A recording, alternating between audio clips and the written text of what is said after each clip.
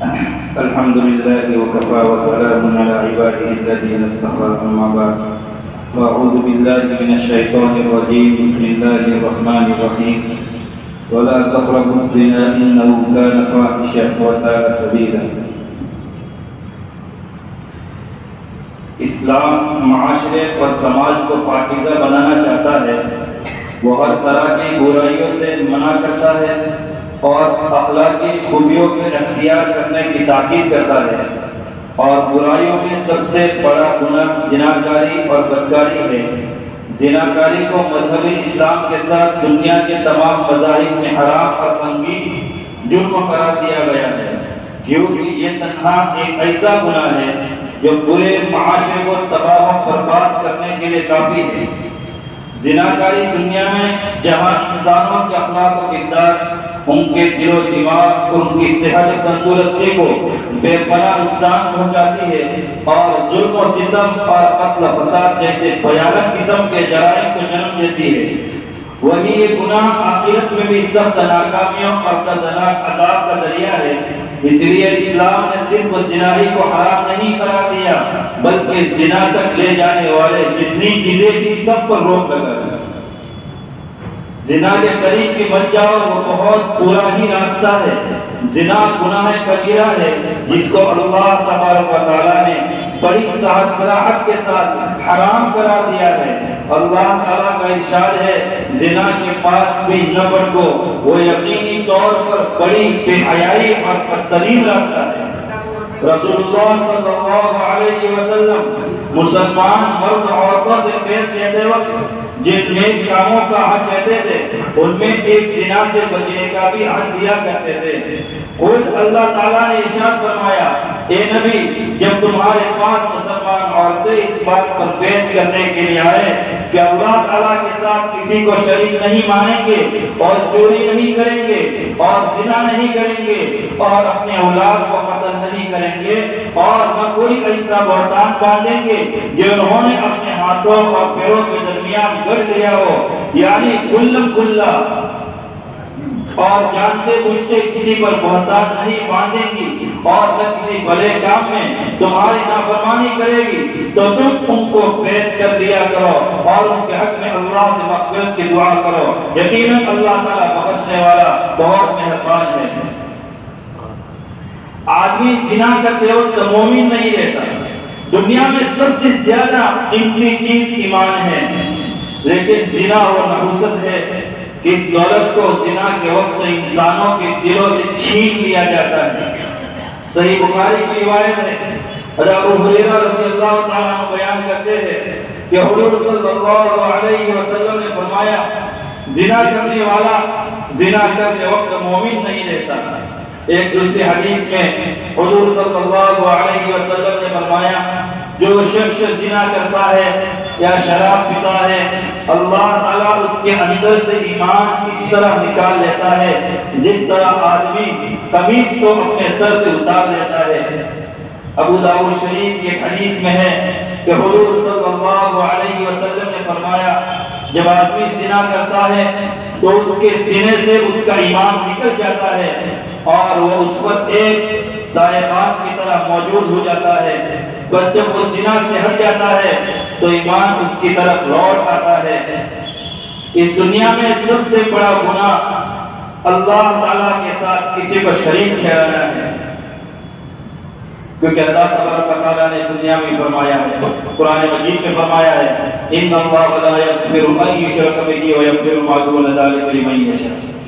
اگر ہم میں سے کوئی بھی انسان مرد یا عورت اللہ تعالیٰ کے ساتھ کسی کو شریک ٹھہرائے گا تو اللہ تبارک و تعالیٰ اس کو معاف نہیں کرے گا. شرک کے علاوہ جتنے بھی گناہ ہیں 2 رکعت صلاۃ الحاجت پڑھ کے 2 رکعت صلاۃ التوبہ پڑھ کے اللہ کے سامنے مانگیں گے تو اللہ تعالیٰ معاف کر دے گا، لیکن اللہ تعالیٰ شرک کو معاف نہیں کرے گا جب بندہ خود معافی نہیں مانگے گا.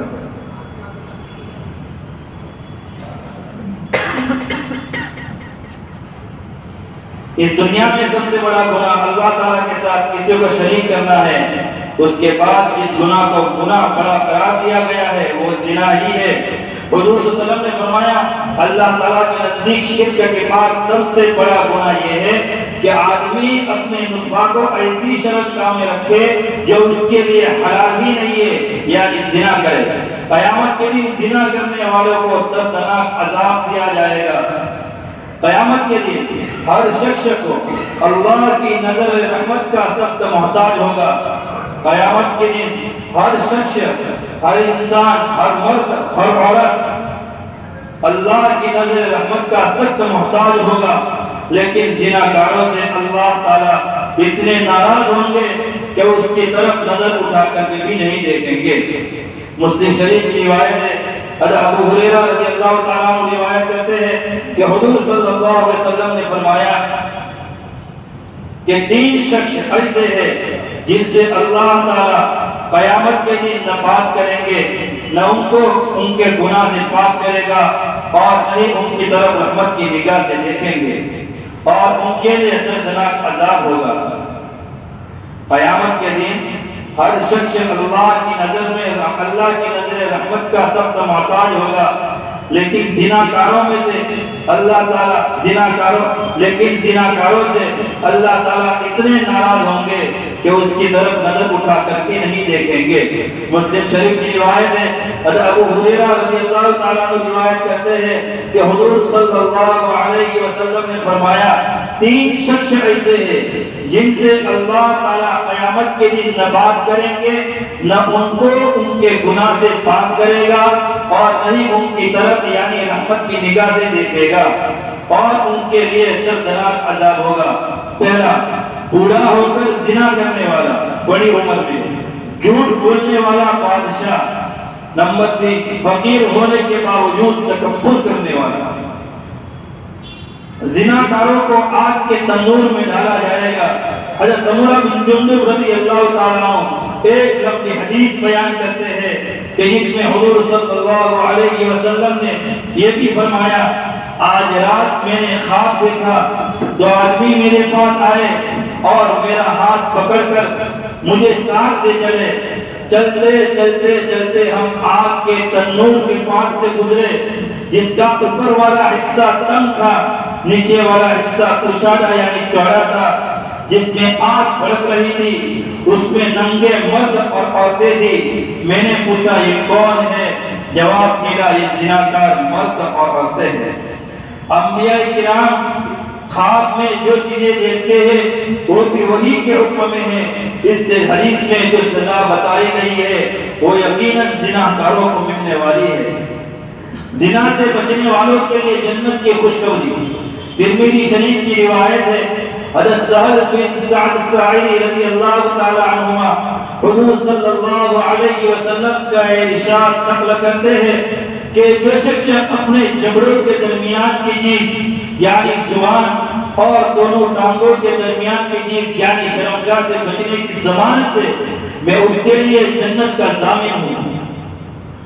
ترمذی شریف کی روایت ہے، حضرت سہل بن سعد الساعدی رضی اللہ تعالیٰ عنہ حضور صلی اللہ علیہ وسلم کا ارشاد نقل کرتے ہیں، جو شخص مجھے اپنے جبڑوں کے درمیان کی چیز یعنی زبان اور دونوں ٹانگوں کے درمیان کی چیز یعنی شرمگاہ سے بچنے کی ضمانت ہے، میں اس کے لیے جنت کا ضامن ہوں۔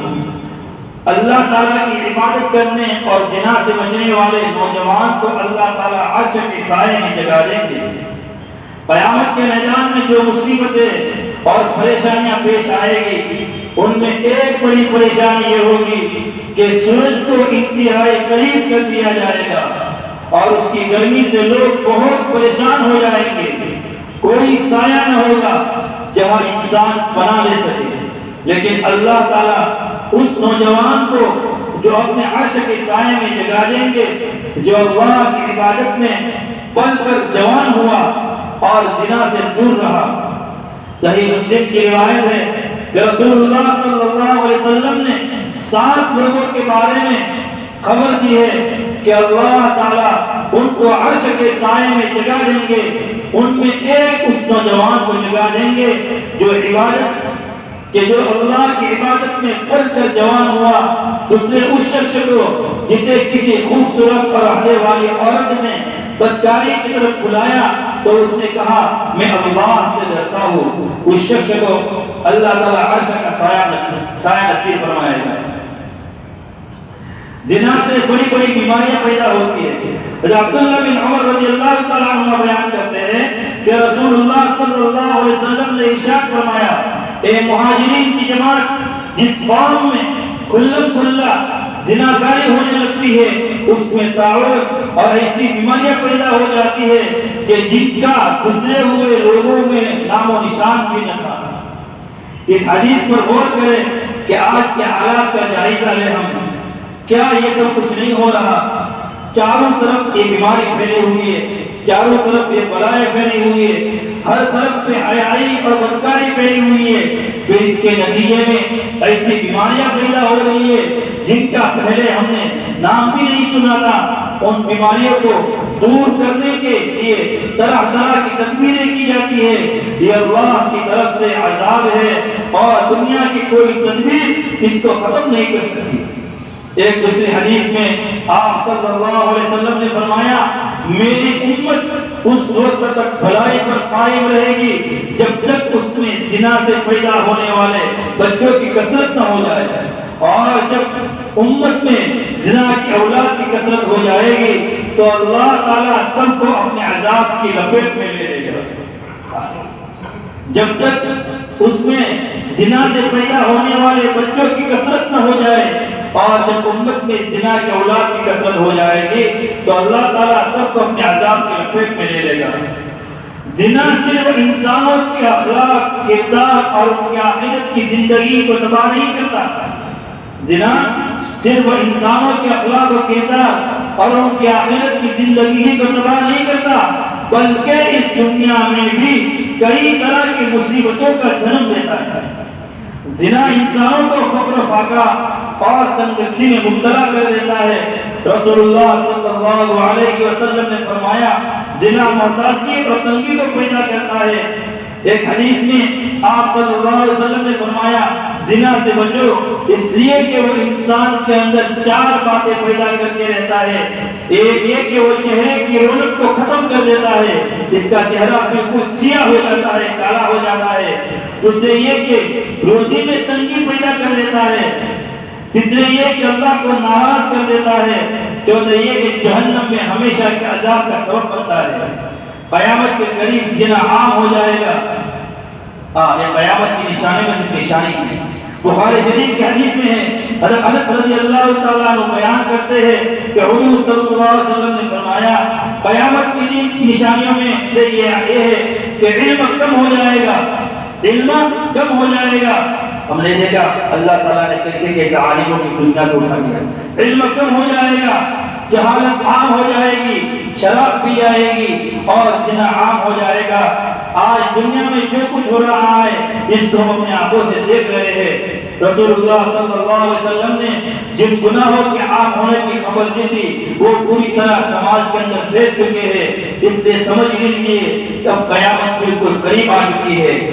اللہ تعالی ہم کو زنا کی بدکاری سے، بری سوچ سے، برے ارادے سے، غلط فیصلے سے، غلط چیز کی طرف اور غلط چیزوں کی طرف چلنے سے اللہ تعالیٰ ہماری آپ کی اس مجمع کی اور پورے امت مسلمہ کے اللہ تعالیٰ پوری حفاظت فرمائے۔